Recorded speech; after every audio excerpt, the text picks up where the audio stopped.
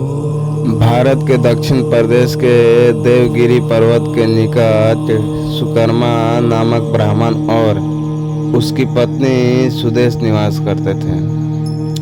दोनों ही भगवान शिव के परम भक्त थे, परंतु इनके कोई संतान न थे। इस कारण यह बहुत दुखी रहते थे, जिस कारण उसकी पत्नी उन्हें दूसरी शादी करने का आग्रह करती थी।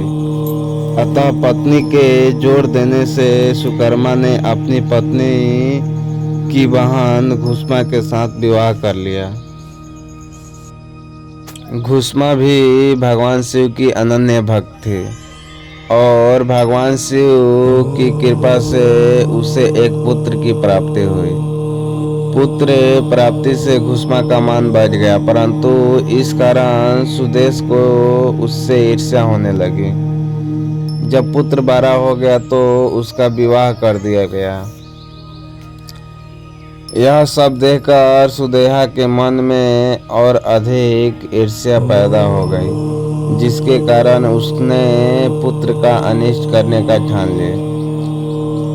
और एक दिन रात्रि में जब सब सो गए तब उसने घुष्मा के पुत्र को चाकू से मारकर उसके शरीर के टुकड़े कर दिए और उन टुकड़ों को सरोवर में डाल दिया, जहाँ पर घुष्मा प्रतिदिन पार्थिव लिंग का विसर्जन किया करती थी।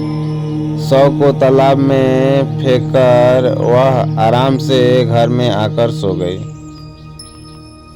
रोज की भांति जब सभी लोग अपने कार्यों में व्यस्त हो गए और नित्य कर्म में लग गए, तब सुदेहा भी आनंद पूर्वक घर के कामकाज में जुट गई। परंतु जब बहू नींद से जगी तो बिस्तर को खून से सना पाया तथा मांस के कुछ टुकड़े दिखाई दिए। यह भयानक दृश्य को देखकर व्याकुल बहू अपनी सास घुष्मा के पास जाकर रोने लगी और पति के बारे में पूछने लगी और विलाप करने लगी। सुदेहा भी उसके साथ विलाप में शामिल हो गई ताकि किसी को भी उस पर संदेह न हो। बहू के क्रुंदन को सुनकर घुष्मा जरा भी दुखी नहीं हुई और अपने नित्य पूजन व्रत में लगी रही। वह सुधर्मा भी अपने नित्य पूजा कर्म में लगे रहे। दोनों पति पत्नी भगवान का पूजन भक्ति के साथ बिना किसी विघ्न चिंता के करते रहे। जब पूजा समाप्त हुई तब घुष्मा ने अपने पुत्र की रक्त से भीगी शैया को देखा। यह विभत्स दृश्य देखकर भी उसे किसी प्रकार का विलाप नहीं हुआ।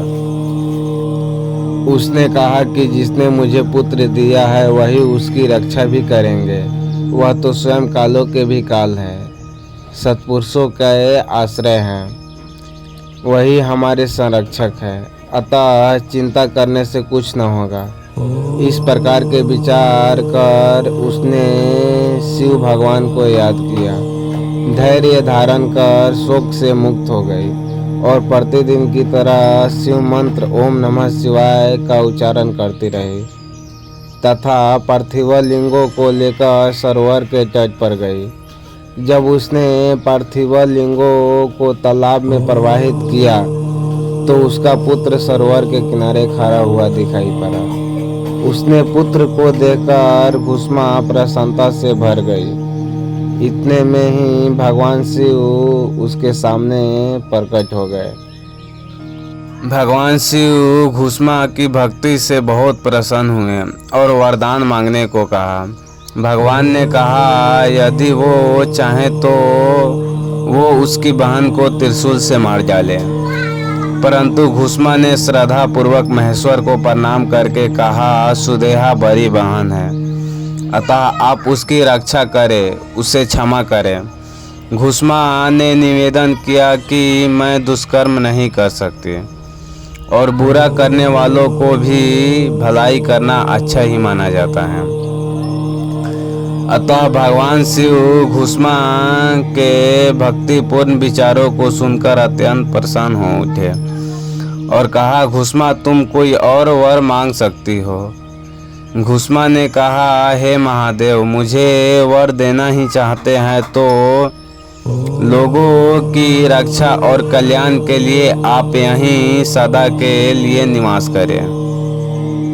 घुष्मा की प्रार्थना से प्रसन्न महेश्वर शिव जी ने उस स्थान पर सदैव वास करने का वरदान दिया तथा तालाब के समीप ज्योतिर्लिंग के रूप में वहां पर वास करने लगे और घृणेश्वर नाम से प्रसिद्ध हुए।